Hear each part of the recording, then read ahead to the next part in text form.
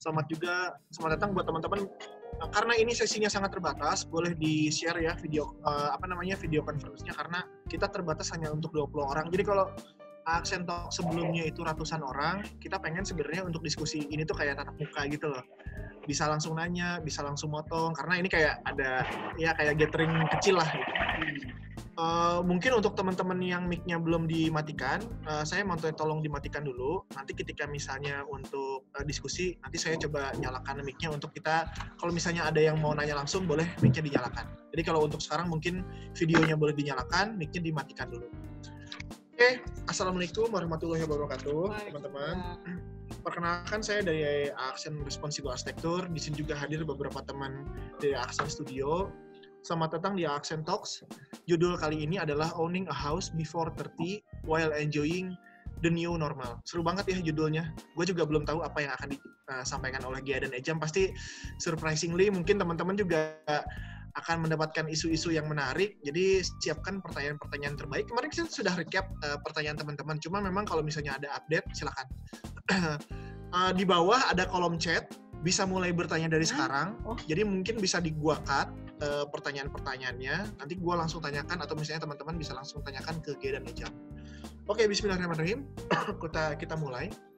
Jadi kita masuk ke Aksen Responsible Lifestyle. Jadi kita di isu ini kita membahas tentang bagaimana hidup yang enjoy yang dialami oleh Gia dan Ejam di rumah barunya, di kegiatan barunya mungkin. Kita juga akan membahas secara mendalam apa yang mereka kerjakan, apa yang mereka katakanlah putuskan di era-era yang berat seperti ini gitu ya. Nah terus kita masuk ke topik Owning a House Before 30 While Enjoying the New Normal. Nah berangkat dari obrolan tentang kehidupan di rumah bersama sahabat-sahabat kami, Aksen Responsible Architecture kali ini membuka ruang obrol secara privat dan intim bagi teman-teman yang tertarik mengetahui lebih jauh mengenai responsible lifestyle dan serba-serbi perihal membangun rumah untuk masa depan. Mbak Gea di sini sudah hadir, yang sehari-harinya merupakan seorang foodpreneur dan ibu rumah tangga, dan suaminya bernama Reza Mahardi atau Ejam. Halo Ejam juga sudah hadir, yang merupakan ilustrator, akan sharing tentang home journey mereka di Lab House.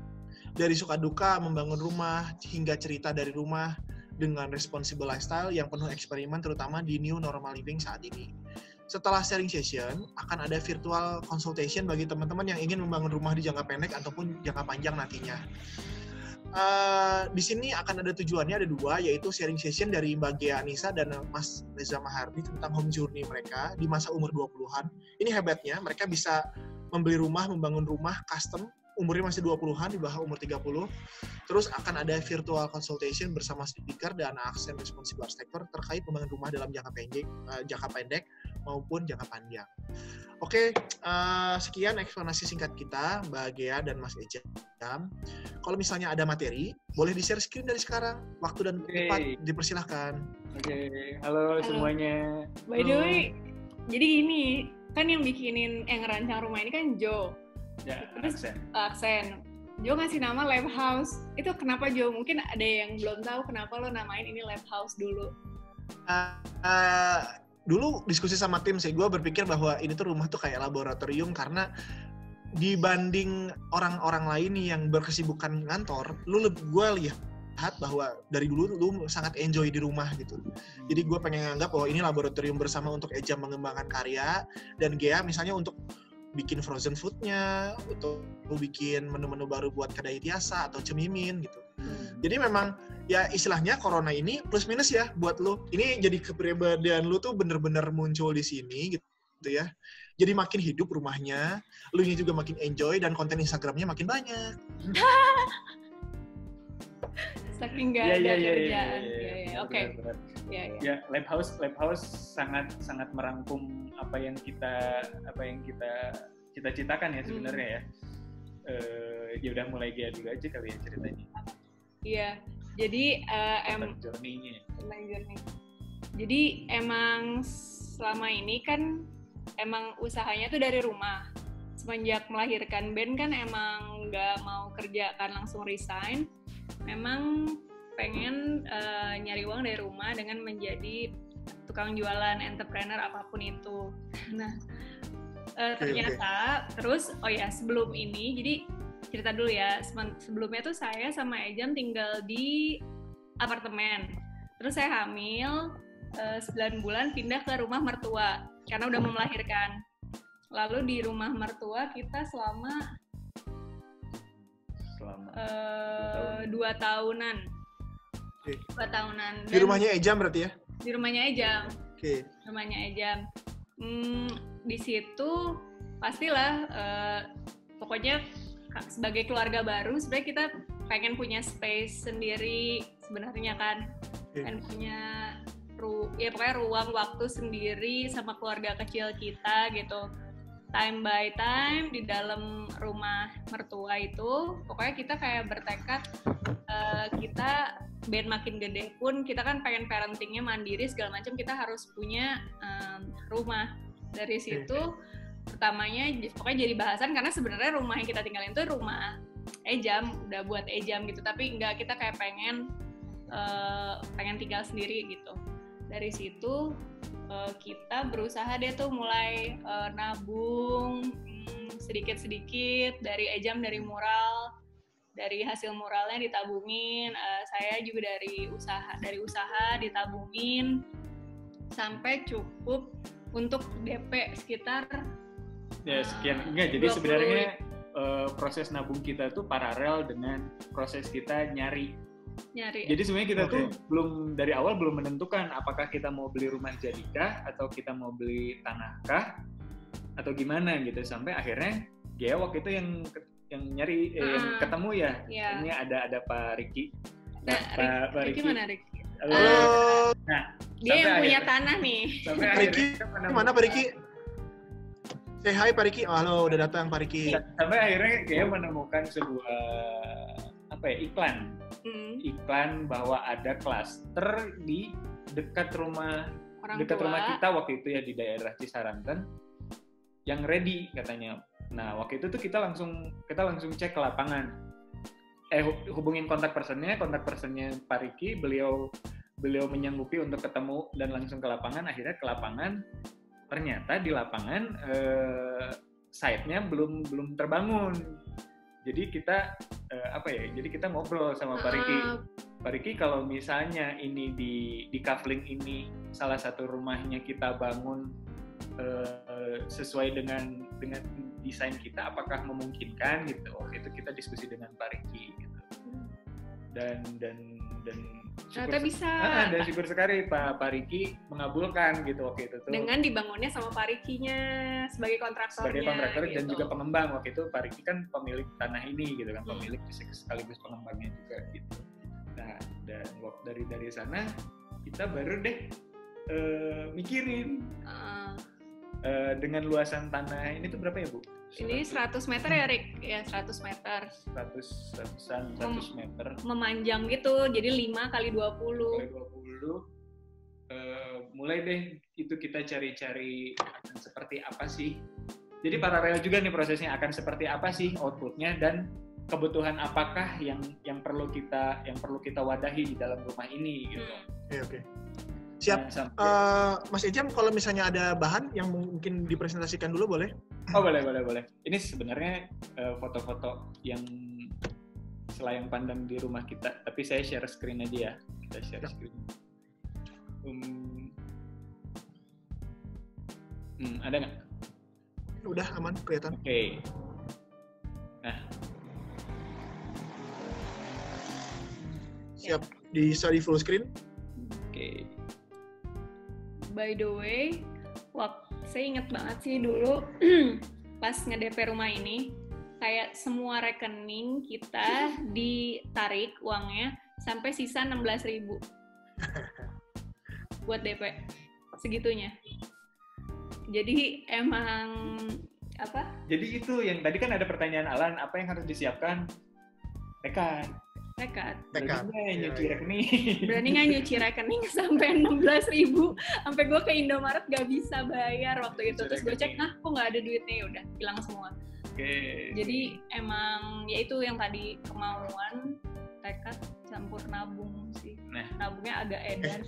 untuk sesi presentasi ini kita set maksimal 15 menit ya. Abis itu mungkin kita buka diskusi buat teman-teman. Silakan.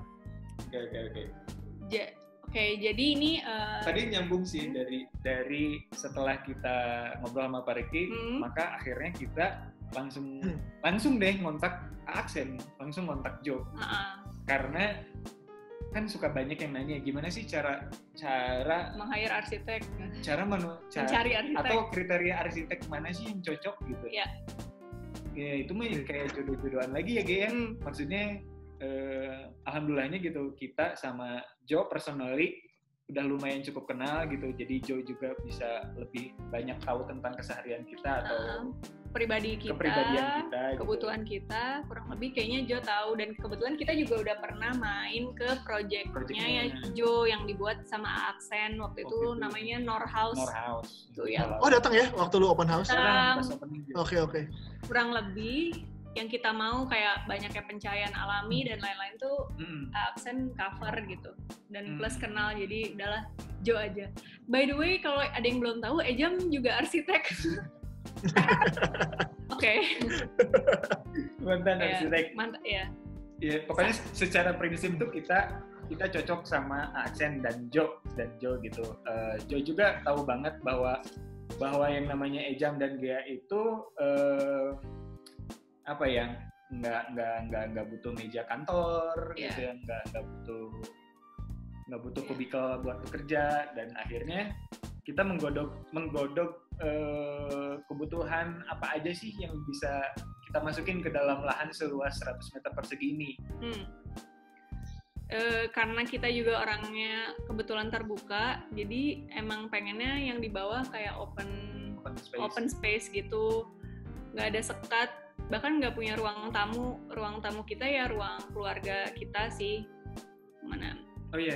Mungkin buat beberapa teman-teman banyak yang belum lumrah kalau misalnya rumah tinggal itu ditiadakan si ruang tamunya. Sebenarnya kita juga masih awal-awal masih sempat adain aja lah dikit doang gitu. Tapi kan lama-kelamaan kayaknya buat apa ya?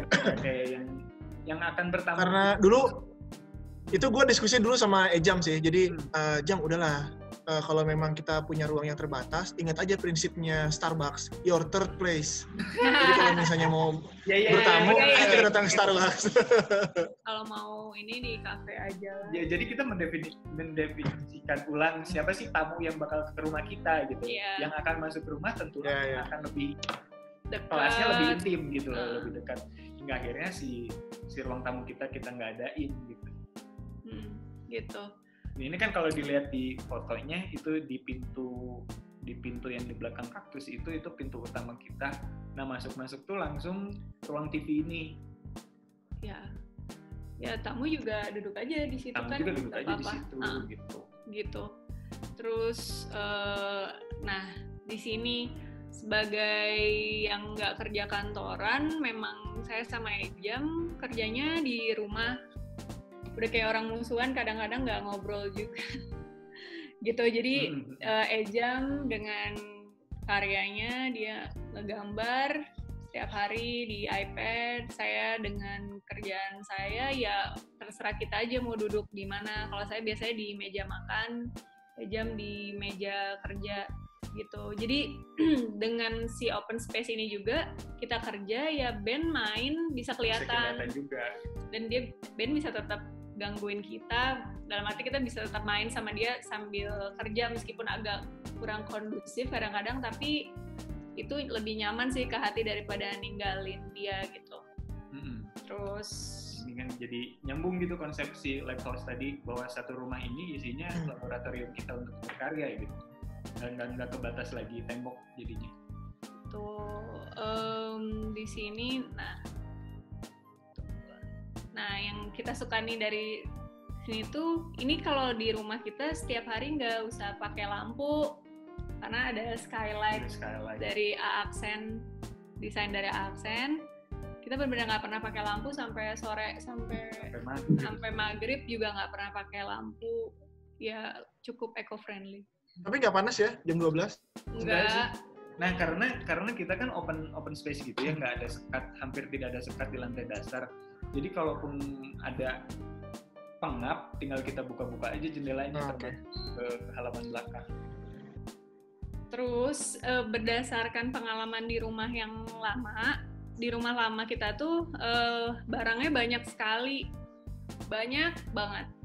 Jadi pusing gitu ke mata dan jadi kayak agak bikin stres juga sih, makanya decluttering itu kan penting ya katanya untuk. Jadi pas kita pindahan sih jadi ajang kita buat declutter iya, barang-barang kita yang kayak dibawa. Sebelum pindah ke sini kayak saya jual sama Ejam jual sepatu, jual kasih barang kita, baju, tas, sepatu semua biar apa tuh namanya? Biar secukupnya. Biar secukupnya aja di sini, karena ternyata apalagi kalau rumah itu dipakai kerja, banyak barang tuh sangat ganggu sih. Distraksi banget sih. Ternyata kalau semakin minim barangnya, semakin nyaman juga kita kerja dan ngapa-ngapain tuh lebih enak aja gitu. Makanya di sini kita minim banget barang sih sekarang. Dan semuanya tertutup, nggak ada rak-rak kebuka. Dulu kan kayak bajunya tuh kebuka lemarinya, itu sekarang udah nggak. Tadi tuh kan ada yang nanya, saya baca sekilas gitu, kayak gaya rumahnya minimalis. Disebut minimalis, kita masih tetap suka hal-hal yang sifatnya ornamental ya. Kita cuma lebih ke kebutuhan yang paling mendasar aja. Kalau buat furnitur yang besar-besar ya, buat kabinet segala macam, minimalis ya, minimalis. Kemarin pun sempet sebenarnya desain awalnya tuh kayak ada balkon gitu dari Ricky ya awalnya. Terus kita coba ganti jadi window seating karena yang udah-udah untuk ini ya master bedroom. Iya.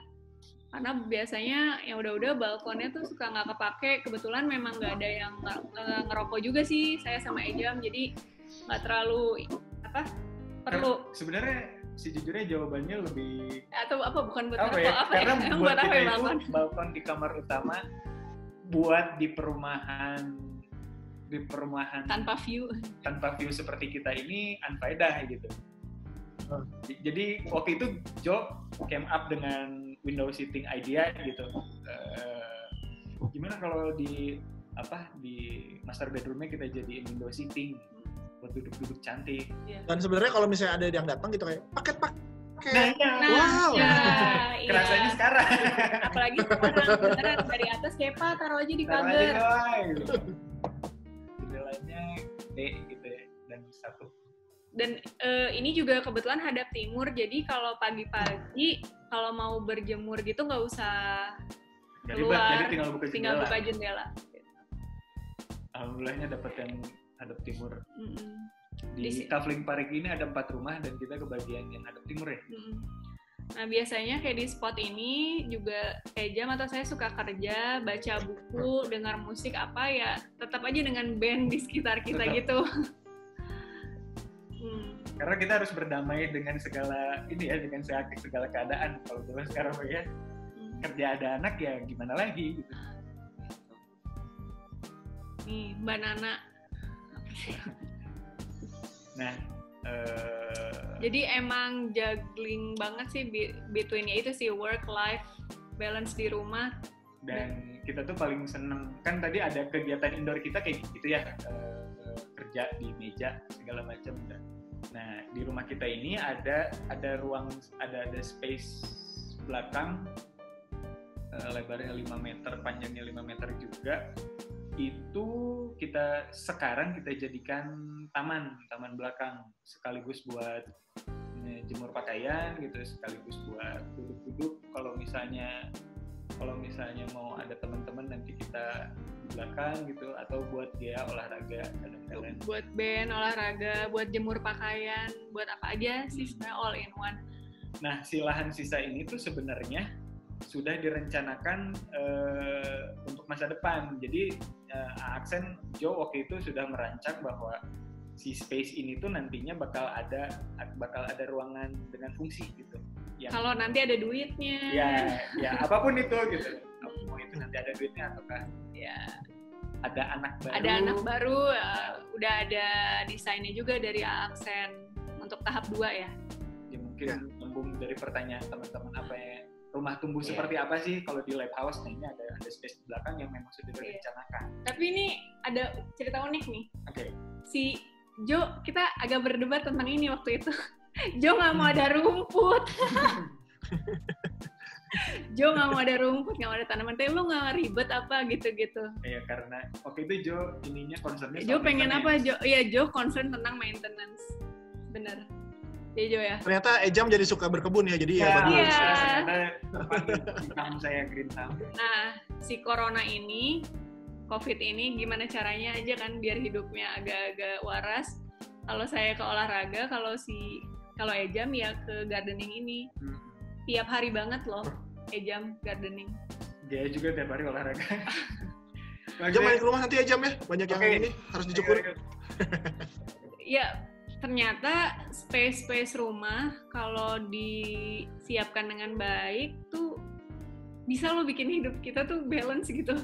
Maksudnya bisa-bisain aja, apalagi di situasi sekarang. Ternyata kalau di enak-enak dengan yang kita mau tuh ngaruh banget ke emosional. Ke emosional ya kita gitu. Jadi hidup berdamai di rumah. Berdamai dengan kondisi rumah. Betul gitu. sekali. Kadang-kadang nih Ben berenang juga pakai kolam karet. Nah, yang tadi disebut minimalis gitu kan ya rumahnya, sebenarnya enggak juga.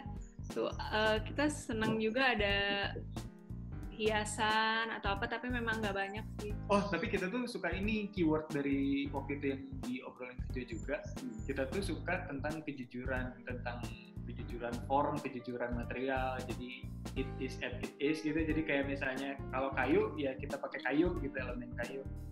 Kalau misalnya batu ya kita liatin bentuknya batu gitu, nggak yang mirip-mirip jadinya. Gitu. Jadi material utama di rumah kita sih kayu. Jadi coklat, putih, abu, hijau. Itu gue suka banget Ben lagi berjemur di depan. Nah itu buka pintu. Asli itu anugerah banget, apalagi katanya selama COVID nih harus banyak berjemur. Tinggal buka pintu dia udah diem aja di situ. Makanya seneng banget sih, benar-benar yang disebut home journey itu ya benar-benar disyukuri banget lah. Di sini menyenangkan banget so far buat bandnya. Di lantai bawah kalau mau lihat paket gitu gimana? Harus buka pintu nggak? Ada jendela. Tapi kita udah, kalau selama COVID kita udah nyiapin kayak hook gitu buat orang nyantolin. Wah seru ya.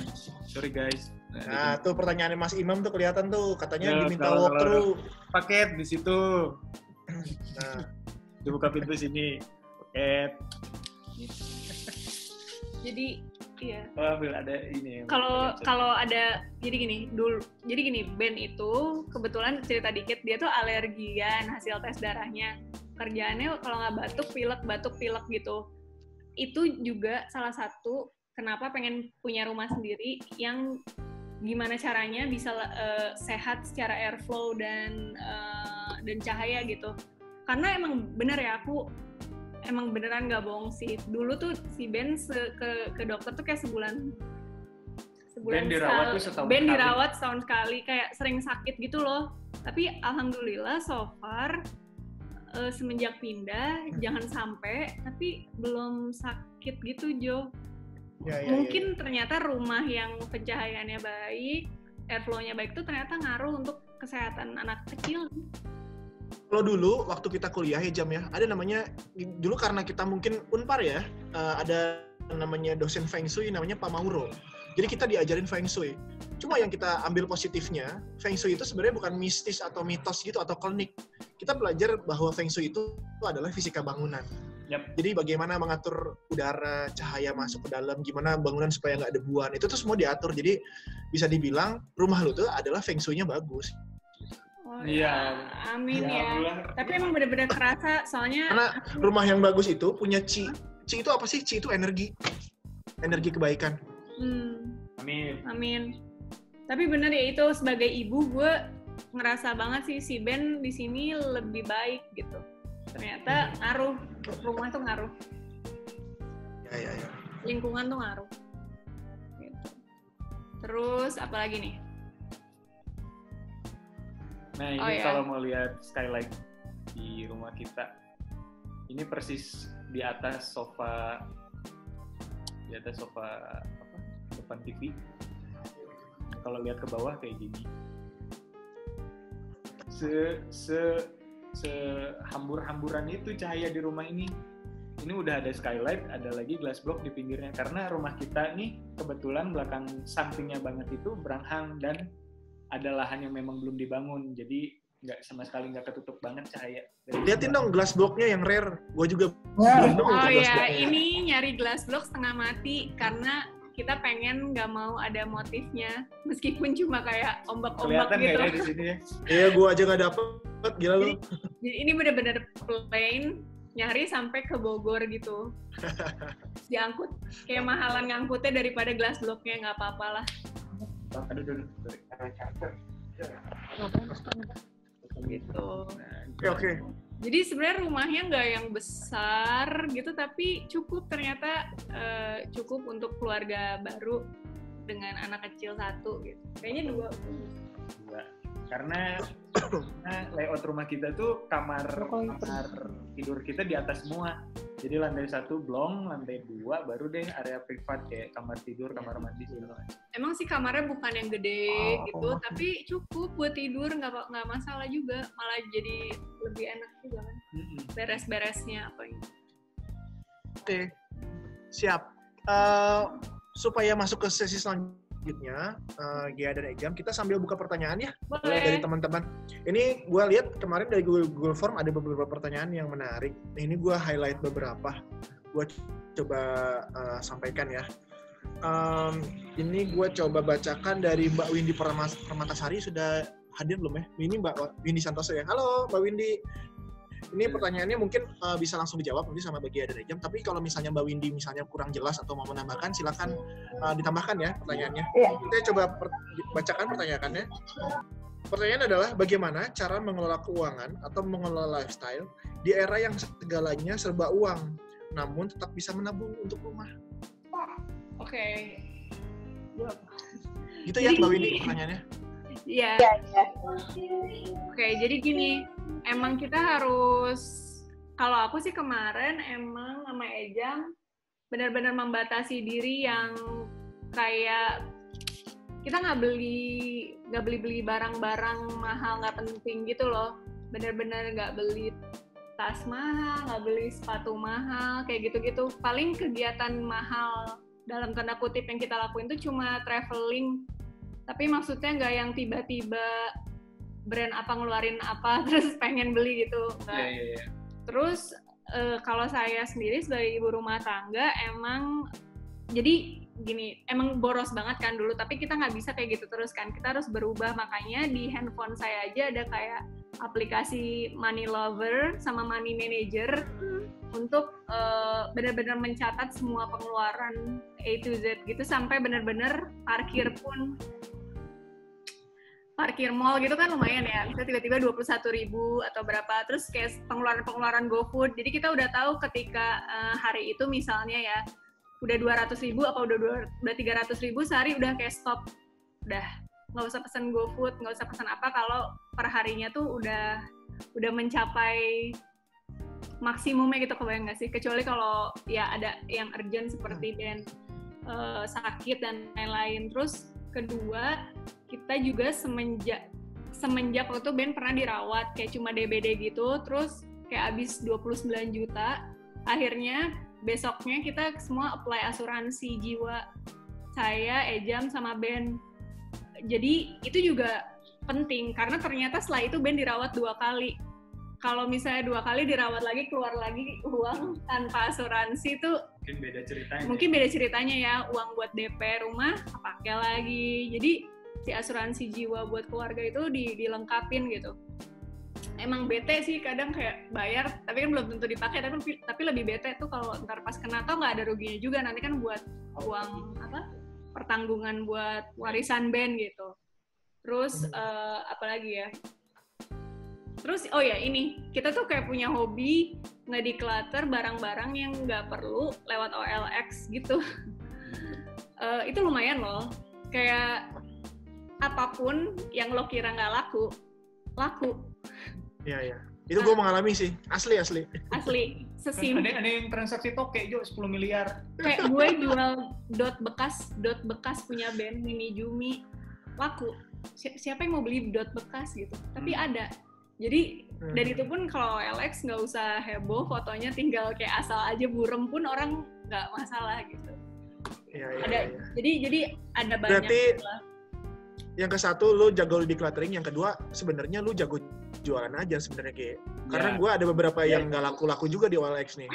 Salah berarti kayak keywordnya nih. Kayak sebenarnya baik saya ataupun Gea, kita tuh punya lifestyle yang nggak suka beli barang-barang apa ya yang kayak barang-barang apa? Kayak misalnya, aduh pengen baju ini, kita tuh paling jarang, paling nggak pernah malah pengen beli baju atau pengen beli apa. Tapi kita tuh lebih pengen ke apa ya, kita kalau dibilang borosnya, kita tuh lebih ke leisure, ke makanan, experience. Nah, ya experience. Nah, dan sebenarnya kalau misalnya budget buat experience kan kita udah merencanakan gitu. Ya. Sama itu ya, coba deh catat yang expenses itu, lo akan shock gitu 1 bulan kayak ternyata tidak, gue apa-apaan. Terus bulan depannya udah lumayan memperbaiki diri. Terus nanti, masih bablas, nanti memperbaiki diri lagi gitu. Itu Mbak Windy, kira-kira ada yang mau ditanyakan lagi nggak? Atau sudah cukup jelas? Cukup sih. Siap. Cobain Bu, money lover. Iya. Makasih banyak. Ini saya tanyakan lagi ya pertanyaan selanjutnya. Ini A Imam nanya beberapa hal. Kalau di forum beliau menanyakan hal yang ini menurut gue menarik sih pertanyaan. Dari semua pilihan hunian, desain dan cara memilikinya, di titik mana kamu bilang this is it dan kenapa? Nah, terus kalau dari pertanyaan dari A Imam, beliau tadi request walkthrough dong beberapa sudut rumah, mungkin yang menarik-menarik tadi udah diliatin beberapa pintu yang depan. Mungkin misalnya tadi Ejam bisa geser sedikit nih misalnya ke bagian taman untuk ngeliatin fitur-fitur gitu. Iya, boleh. Terus kebetulan ini juga pertanyaannya sudah dijawab oleh Mas Riki langsung. Tadi pertanyaan adalah rumah custom di Kafling yang beli dari pengembang, ini prosedurnya gimana, jamak apa enggak, dan tips and trick. Gue mau cerita sedikit bahwa dulu waktu Ejam dan Gia kontak gue, dia bilang bahwa beli satu tanah yang udah akan dibangun. Pertanyaan gue adalah, ini sebenarnya udah ada baku peraturannya, atau memang sebenarnya kita di satu komplek yang sangat saklek kayak di Kota Baru, karena itu fasadnya nggak boleh berubah, bagian belakangnya berubah. Dan sekarang pun sebenarnya gue bisa cerita bahwa denah dan bentukan yang sudah ada pun sebenarnya gue hanya merubah dari segi experience aja dan fungsi, karena kalau kita detail-detail kita ngomongin sebenarnya gue nggak banyak berubah sih, karena memang secara denah dan layout itu sudah menarik. Itu insight dari gue. Mungkin tadi pertanyaan dari Aimam bisa dilanjutkan oleh Mas Gia, Mbak Gia dan Mas Ejam ya. Mas Gia boleh dong. Iya, gitu. Pertanyaan Aimam, kapan kamu tahu ini this is it gitu desainnya? Desainnya apa tanah? Nggak, kan udah ngedesain nih, udah desain, terus kapan this is it-nya gitu. Oh ini udah stop gitu. Karena gini, boleh ditanya ke Jojo juga kalau misalnya kita merupakan klien yang tidak neko-neko sama sekali. Sama sekali tidak neko-neko. Padahal gue juga mikir, aduh Ejam nih kayaknya arsitek nih pasti BM. Enggak sama sekali teman-teman. Karena gini, kalau kita nggak ngelok desainnya, terus aja itu lihat Pinterest, terus aja lihat Art Daily, itu tuh nggak kelar-kelar. Nggak jadi rumahnya. Waktu itu kita nge-share beberapa pin ke Jo, beberapa referensi yang kita suka, yang kita highlights gitu, dan beberapa keyword yang kita perlu tekankan untuk di rumah kita gitu, mengenai apa ya, kebutuhan ruang yang apa ya, ukurannya segini aja cukup Jo gitu, kayak misalnya gitu. Materialnya gini aja Jo. Nah waktu itu tuh kita pegang teguh banget ya soal list apa aja sih yang perlu kita. Jadi dan tentang si desain itu kayak lebih ke desainnya udah, karena kita nyetop aja, karena referensi itu nggak akan pernah berhenti, keinginan itu selalu ada. Tapi kan kita juga sesuaiin ke budget sama waktu kan. Jadi udah gitu, kayak tutup mata kita aja. Di sisi waktu itu karena kita punya beberapa maksudnya pin, kurang lebih kita maunya gini udah ngomongin gitu. Fasad, kita punya beberapa pin, kita lemparin ke Jo kasih beberapa opsi, kita langsung tunjuk this is it. Karena basically ya udah ini udah terpenuhi gitu, kita juga nggak mau yang gitu. Imam, kira-kira kalau secara desain kan Gea dan Ejam sudah menjelaskan. Mungkin dari Imam ada pertanyaan tambahan nggak, atau ada yang kurang dimengerti, atau mau share ada kendala misalnya? Kalian Imam ada. Imam juga lagi bangun kosan. Wah, mantap. Guys, thank you jawabannya dari Pak Riki juga, dari Ejam, dari Gea. Dari segi lokasi mungkin ya, yang mungkin tadi belum kejawab banget. Justru kan itu yang paling mendasar ya, kayak di sini nih gitu. Wah ini nih oke banget. Terus kan sampai mendatangkan arsitek itu juga gimana prosesnya gitu. Kenapa ngerasa perlu sampai mendatangkan arsitek, dan kalau sampai harus mendatangkan arsitek tapi serem dengan lokasi gitu. Nah itu gimana tuh proses putusannya gitu? Mengenai lokasi. Kalau lokasi, karena idealnya karena kita deket di sama orang tua. Jadi kita tuh sepengen itu tinggal sendiri, sepengen itu nggak tinggal sama orang tua, gimana caranya, tapi pengen tetap bisa dekat dan ngunjungin gitu. Karena kalau jauh-jauh juga jadinya kan nggak bisa ngunjungin kan. Jadi itu aja. Sebenarnya ini bukan the best location. Mungkin kalau di Bandung, wah, banyak yang prime misalnya Cigadung apa. Kebetulan tiap orang kan beda-beda. Kita salah satu checklist kita adalah yang dekat dengan orang tua. Iya. Dan waktu itu kebetulan tanahnya Pak Riki ini ideal menurut kita. Dari segi harga. Terus ini masih di Kota Madia Bandung, bukan kabupaten. Terus daripada kalau orang-orang Bandung tahu pasti banyak daerah-daerah yang ke atas-atas gitu, kayak pasir-pasiran, daerah-daerah yang Bojongkoneng gitu.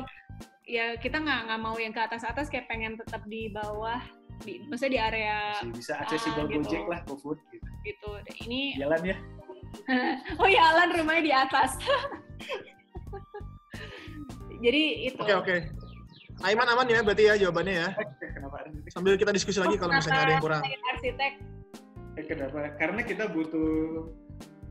butuh orang yang lebih ahli dalam detail gitu. Maksudnya yang lebih mikirin needs kita lebih detail. Karena ini rumah kan kecil, tanahnya juga kecil. Maksudnya bukan rumah yang gede gitu. Kalau sampai salah desain tuh sayang banget sih.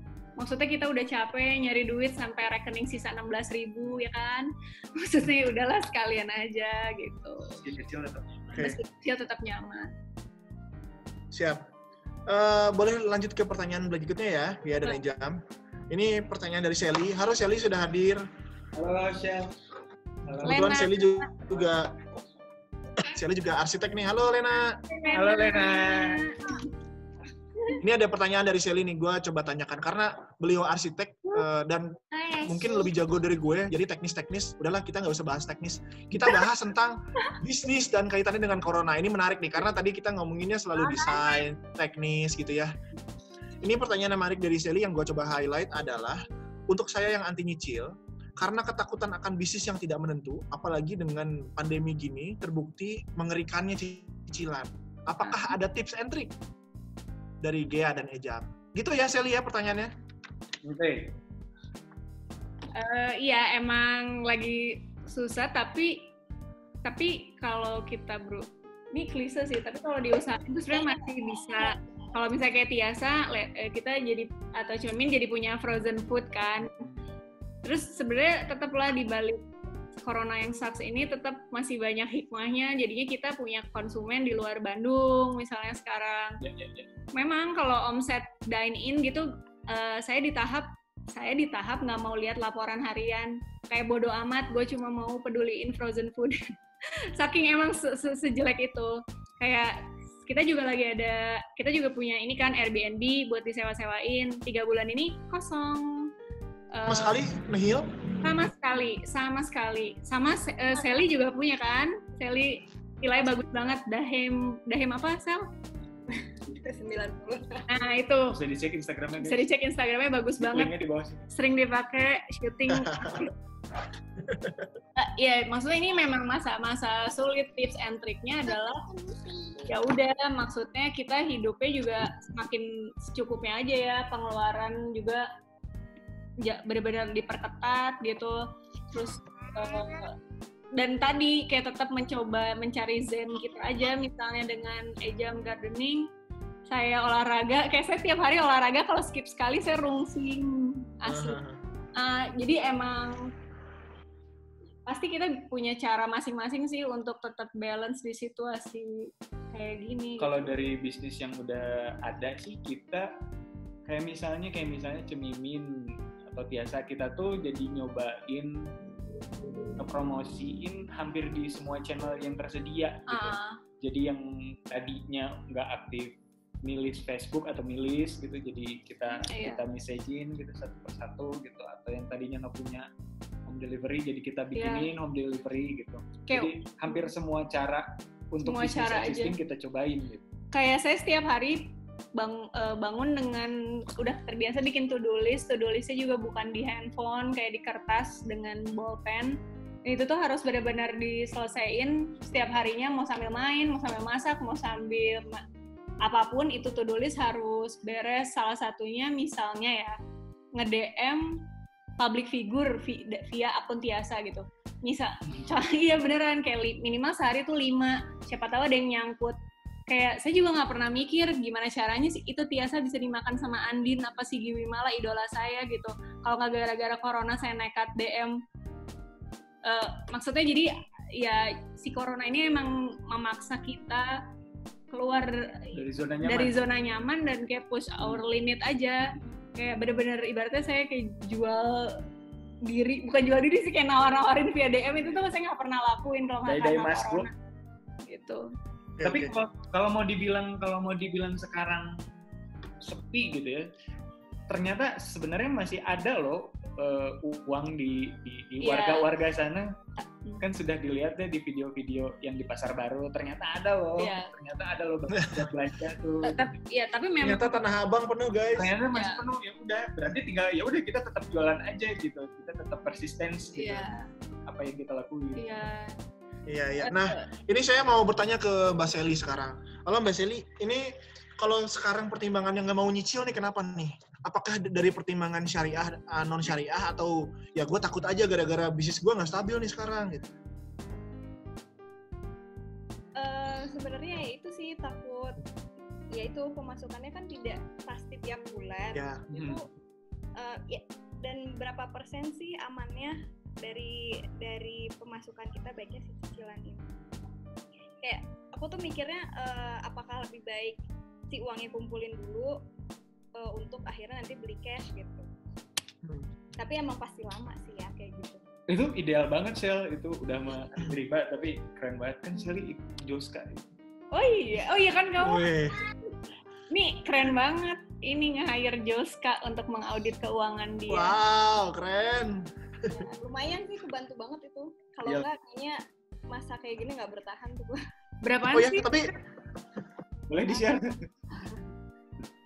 Sekitar 20 masalah setahun. Untuk tahun pertama. Setahun 20 jutaan. Untuk tahun pertama. Itu untuk yang Daim ya? Enggak, semua. Jadi ya keluarga aja, kita punya apa. Wow. Berarti kita harus lengkap juga ya data keuangannya ya untuk dia audit. Ya. Gimana, boleh cerita sedikit nggak, Sel, yang di Daheim sekarang istilahnya strateginya seperti apa untuk menghadapi era yang seperti ini? Apakah tetap dibuka tapi dengan protokol yang super bersih, atau ditutup dulu, atau keadaannya gimana sekarang? Kalau sekarang ini sih masih tutup karena memang permintaannya juga ya tidak ada ya. Kan mereka itu kebanyakan juga kan yang datang dari Jakarta selama ini tuh. Nah, sekarang mereka nggak bisa masuk Bandung ya pasti nggak. Ya ada sih beberapa yang nanya, kebanyakan prewed gitu ya. Tapi paling nanti di Juni. Benar-benar seru. Dan ya itu harus mikirin protokol kebersihan.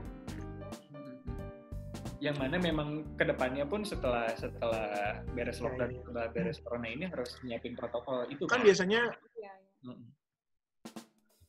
Karena kasihan juga yang jaga di sana, dia takut juga. Iya benar. Pak Riki juga kan ada Tokyo Kubo ya. Oh iya, Riki Tokyo Kubo. Pak Riki gimana? Pak Riki boleh cerita sedikit nih. Terima kasih juga sudah banyak jawabin yang di chat nih. Boleh cerita sedikit mungkin apa yang di solusi sekarang gitu. Sangat helpful. Ini mau jawab pertanyaan yang mana dulu nih? Yang Kubo. Oke, Kubo. tentang bisnisnya sendiri, kalau selama zaman corona ini kita memang mungkin seperti Airbnb dan lain-lain ya, kena imbasnya juga. Cuma kalau dari saya sendiri sih, kita tetap positif ya. Yang namanya bencana pasti nggak akan berlangsung selamanya. Jadi kita tetap buka sih, tapi dengan protokol gitu aja. Kita terbuka dengan protokol supaya pegawai-pegawai juga bisa kerja, karena para pegawai ini lumayan bergantung hidupnya pada kita sebagai pengusaha. Jadi mungkin itu aja kalau dari saya ya. Itu Pak Riki jawab di chat tentang kalau mau beli tanah prosedurnya gimana, bisa dilihat sama teman-teman juga. Oh, Pak Rikinya udah jawab maksudnya. Pak Rikinya udah jawab. I see, tapi aku buat tetap buka. Tapi benar. Kalau bisnis developer gimana Pak Riki dan kontraktor? Apakah masih bisa berjalan sekarang atau dibatasi ya? Kalau developer dan kontraktor kan masuknya sektor konstruksi ya Pak. Kalau kebetulan itu boleh jalan. Dan kita pun puji Tuhan masih ada proyek-proyek baru gitu. Karena buat kami di sektor konstruksi, meskipun sekarang lagi corona, tapi saya percaya orang-orang tuh masih punya dream, masih punya sesuatu yang mereka planning untuk lakukan setelah corona. Jadi mereka tetap bangun, tetap juga melakukan perbaikan, entah itu untuk rumahnya atau bisnisnya. Itu aja sih. Oke. Untungnya Kak Riki sekarang udah ada beberapa backup bisnis ya, selain konstruksi gitu, supaya bisa nge-backup yang lain. Iya, betul. Kalau dari bisnis sendiri, mungkin kayak Bu Gia dan Pak Ijem juga udah tahu kita karena bangun relasi juga. Kita ada beberapa bisnis di bidang kos-kosan, di bidang perhotelan juga, sama ya developer dan kontraktor gitu. Ini kita ngelakuin ini supaya tujuannya kita buka lapangan kerja buat orang sih. Saya percaya kalau kita memikirkan orang lain, kita buka pintu berkat buat orang lain, berkat tuh ada buat kita. Itu aja. Aduh, mantap. Setuju. Gimana THR aman semua? THR aman? Aman. Aman. Aman. Ini arsitek kemarin lagi pada video call lagi pada gini nih. Ini Michelle ada yang nanya nih. Hai Cel. Michelle. Katanya Halo, Mbak Michelle. Waktu bangun rumah bahan pilih-pilih sendiri atau serahin ke kontraktor? Pilih sendiri. Sebagian besar. Tapi kalau yang basic kayak bata apa sih? Kabel gitu ya terserah Riki. Kita juga konsultasiin ke Riki selaku yang membangunnya, apakah ini akan possible untuk dipasang di kita kah atau gimana gitu. Sambil ditanya juga gitu. Kayak kita pergi ke toko keramik gitu bareng sama Riki. Milih-milih sama-sama sama kontraktornya. Benar-benar di yang kita mau gitu. Terus ada beberapa hal juga kita yang kirimin ke Riki tolong pasangin gitu, misalnya apa ya, handle pintu ya Rik ya? Iya betul. Ya kayak handle gitu. pintu bikin sendiri. Handle pintu bikin sendiri. Jadi sebenarnya di lab house ini nggak cuma ada desainnya Jo, tapi ada kayak interior beda lagi dari sahabat kita juga, furniture Michi namanya. Terus kayak pintunya emang daun pintunya dari Pak Riki, tapi handle-nya dari teman kita juga yang bikin. Jadi emang kolaborasi banyak pihak gitu. Misalnya kayak pagarnya pun dari temannya Jo juga, Kasani gitu, dari studio Aliri. Oke, mantap. Gitu. Jadi ya itu, jadi bahan-bahannya tuh ya kita milih bareng-bareng, terus dikolaborasiin juga sama teman-teman kita sendiri. Yang ini bikin kemana, yang ini bikin kemana gitu. Iya. Biar seru aja. Nah. Oke. Ini yang manis-manis nih, Ge ya. Gue pengen lu menciptakan sesuatu yang lu harus hadapi sekarang yang berat, tapi lu ada solusinya. Ada nggak sih yang lu hadapi sekarang? Karena menurut gue, ya gue juga mengalami yang pahit-pahit, dan semua orang yang pahit-pahit. Ini kayak vitamin buat semua orang. Apa yang lu hadapi sekarang, terus bagaimana lu menghadapi itu dan solusinya gimana? Spesifik di Tiasa ya. Tiasa kan baru. Terus baru buka cabang kedua di Antapani, di cabang kedua. Terus corona, ya udah tutup gitu. Ya udah karyawan gue dirumahin 1 karena emang omsetnya belum mencapai kayak si cabang pertama, orang baru juga gitu. Ya, itu tutup for good atau temporer ya? Kalau ditanya nih detik ini nih, gue rasanya nggak pengen buka karena ternyata uang orang tuh nggak ke situ gitu. Kayak emang drop segala macam. Kayak aku kan ada beberapa usaha kuliner yang jalan cuma martabak. Itu pasti alasannya karena orang nggak bisa bikin martabak sendiri, nggak ada yang. Nah, itu kata kuncinya guys. Gue yang nggak bisa bikin di rumah. Serius, maksudnya beneran gue bingung banget. Kayak misalnya ada deh ya, misalnya ayam madu si Bangkong aja, ada deh aku ada. Indomie kan lagi musim tuh, Indomian.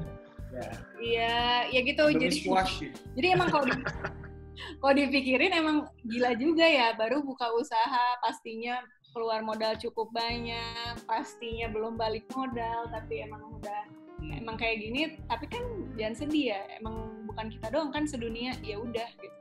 Iya. Emang iya kayak kalau saya sih suka mikirnya emang pelajaran hidup tuh selalu pakai cost, jadi ya udahlah. Iya. Oke, nyebulinnya kalau ada pelajaran hidup pasti harus bayar, pasti harus ada spending, ya udah gitu. Banyak hal, banyak kejadian pahit.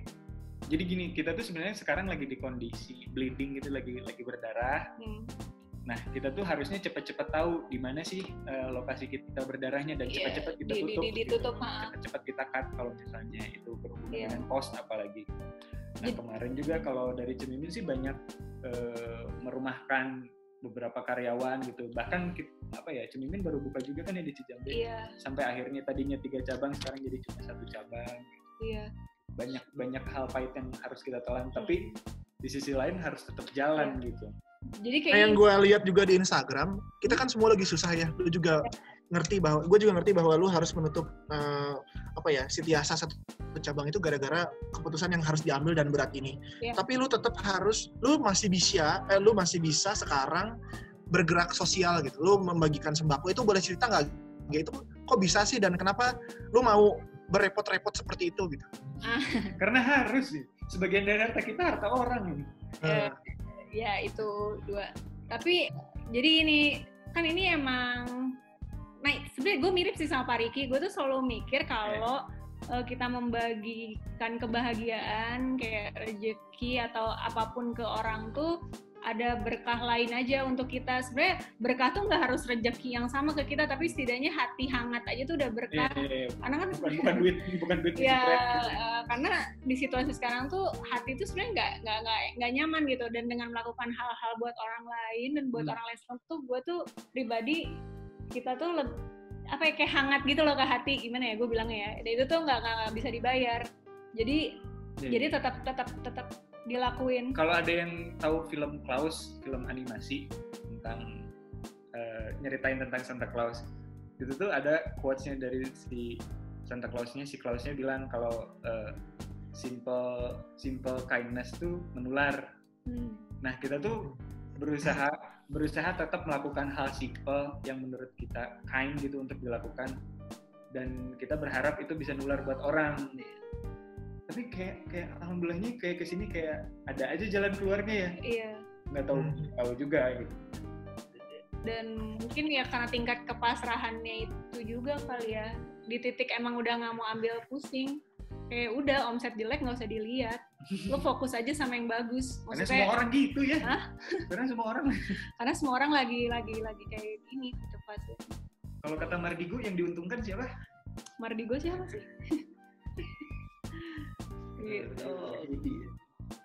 Oke. Itu sih. Ada lagi teman-teman kira-kira Gia dan Ejam yang sudah mau disampaikan, karena ini sudah mau closing jam 5 sebelum saya kasih kesimpulan. Atau ada yang mau dijawab lagi? Boleh. Satu pertanyaan lagi. Ya. Tuh, sorry saya mau nanya. Mungkin out of topic saya dapat. Oke. Itu yang prefab saya dapat info tentang prefab. Iya, rumah prefab seru tuh. Iya, itu mungkin untuk Mbak Silvi. Kan kita ada satu project tuh yang di kantor, kita bikin rumah prefab. Itu kan sebenarnya kita ngomongin new normal living, bahwa sebenarnya kedepannya bangunan itu nanti akan memiliki standar. Mungkin nanti gue juga bisa banyak ngobrol sih sama Pak Riki, bagaimana kita membuat satu bangunan yang affordable, sustainable, sama istilahnya semuanya bisa standarisasi, karena kalau kita lihat sekarang bangunan-bangunan sekarang tuh memang affordable, cuma istilahnya kita tuh mau bikin rumah aja katakanlah bisa 6 bulan sampai 1 tahun gitu. Gue harap sebenarnya dengan produk yang gue miliki nanti si prefabrikasi itu teman-teman bisa nyicil via Tokped gitu, atau beli di Shopee, beli di OLX gitu, nanti tinggal dikirim gitu. Karena sebenarnya ke depannya gue berpikir rumah itu adalah produk, bukan karya seni ya. Misalnya. Dan udah bukan produk bank lagi ya Jo ya rumah nanti. Iya dong. Jadi misalnya gini ya, kan teman-teman berpikir mau bikin rumah tuh 500 juta, 600 juta. Ya next lah tahun depan insya Allah gue keluarin rumah yang harganya 100 juta sehingga nggak perlu nyicil gitu.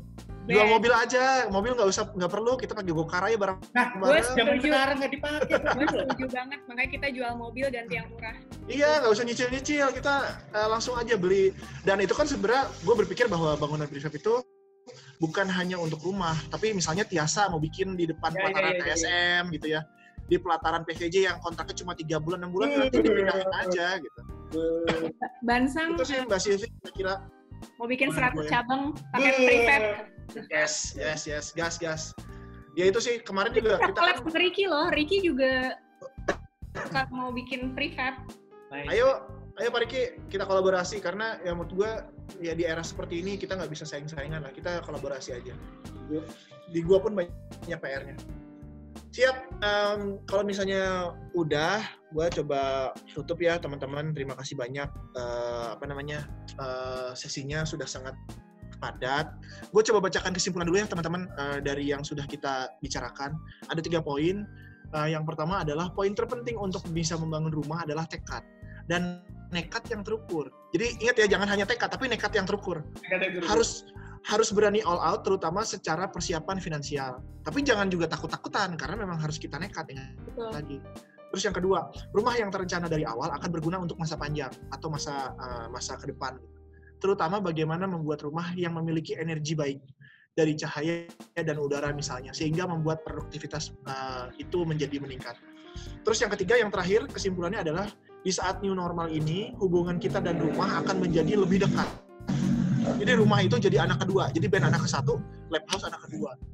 Menarik agar kita membuat rumah hidup kita saat ini agar jadi lebih nyaman. Sehingga hidup tetap lebih jadi positif dan optimis. Gitu ya kira-kira kesimpulannya.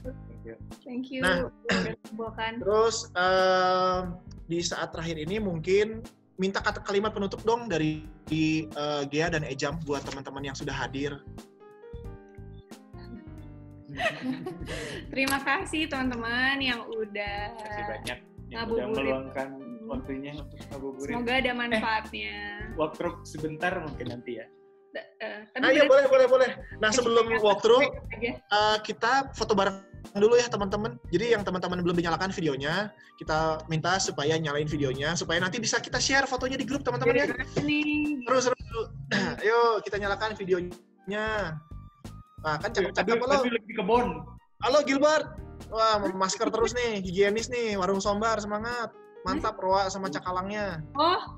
Asik. Oke, Za, boleh diarahkan fotonya. Maskernya buka dong, Mbak.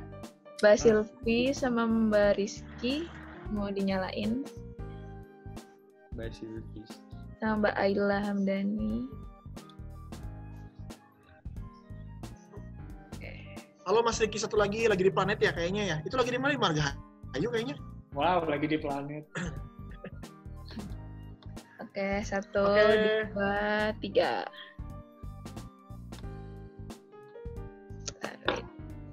By the way, kalau ada yang butuh kontak Bank BNI buat KPR, kasih tahu ya, nanti aku share.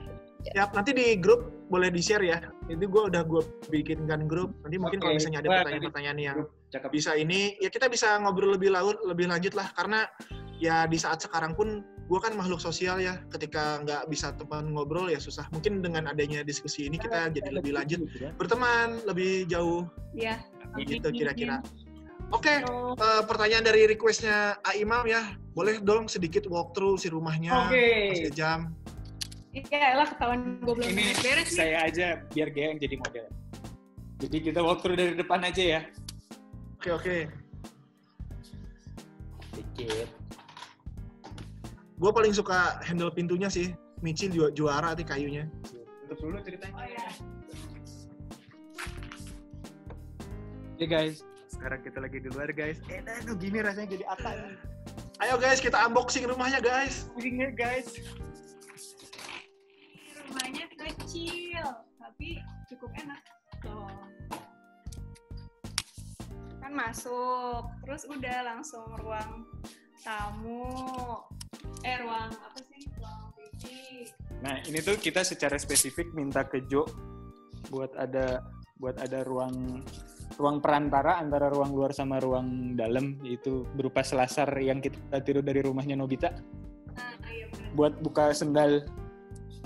Jadi kalau lihat ke sana tuh naik ke lantai 2. Terus buat naruh sepeda, pokoknya benda-benda yang jangan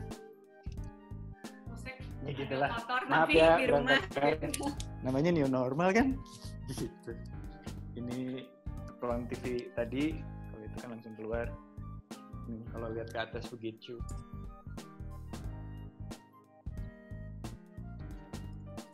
Untuk dapur, maaf, bentar lagi mau masak.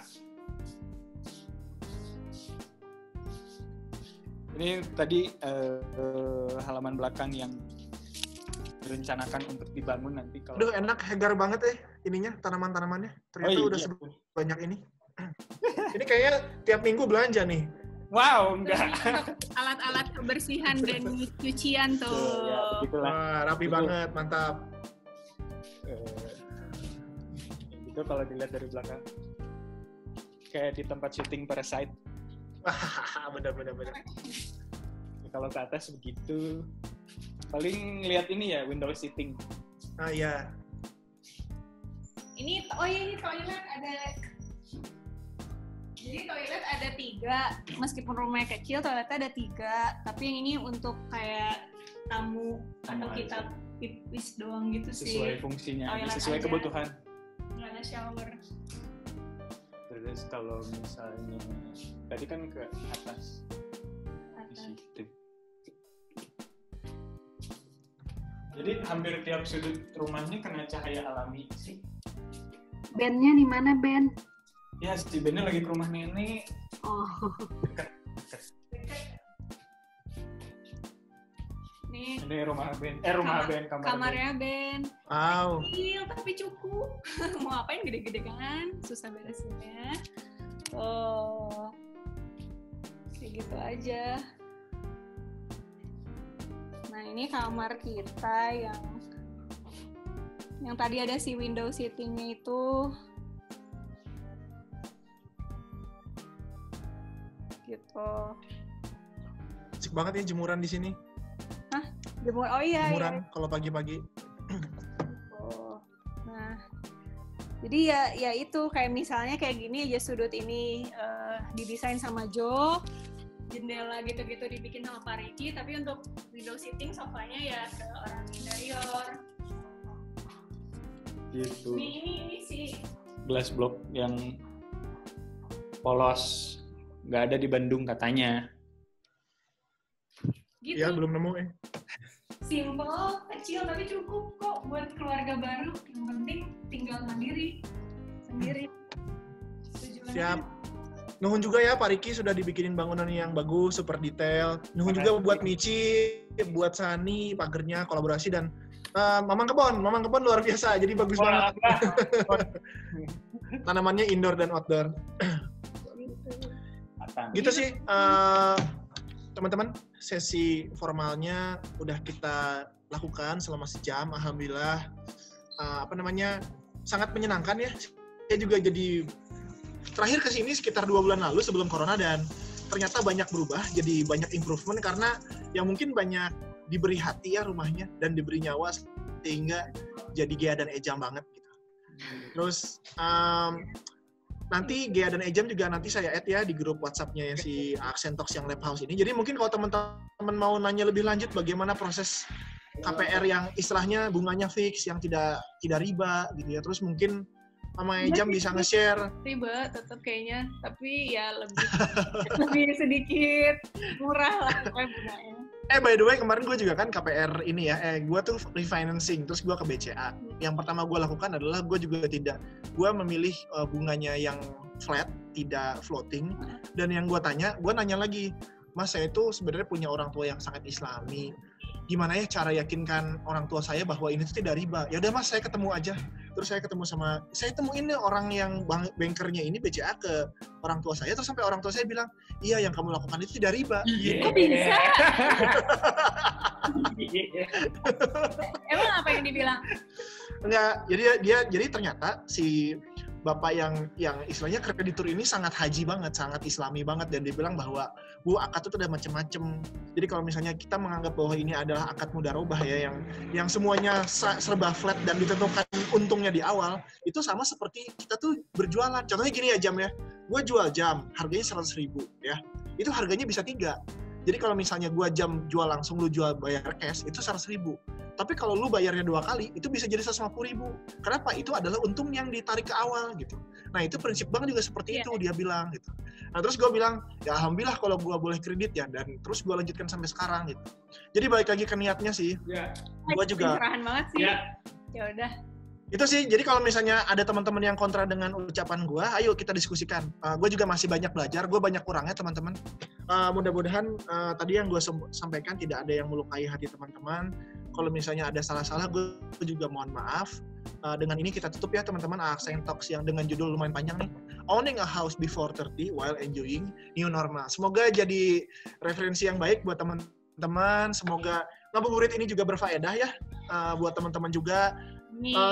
Dikala sebelum Lebaran ini kita dari Accent mengucapkan mohon maaf lahir batin, banyak salah pisan buat dia dan Ejam juga mohon maaf, mohon dimaafkan buat Pariki, buat Sani, buat Michi yang yang ikut pembangunan rumah ini.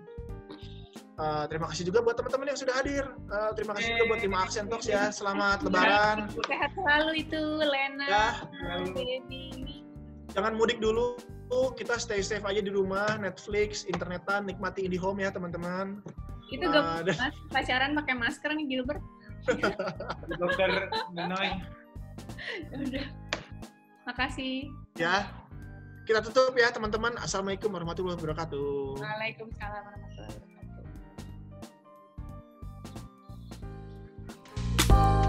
Thank you for listening. Please stay tuned for more exciting content about architecture and lifestyle. See ya!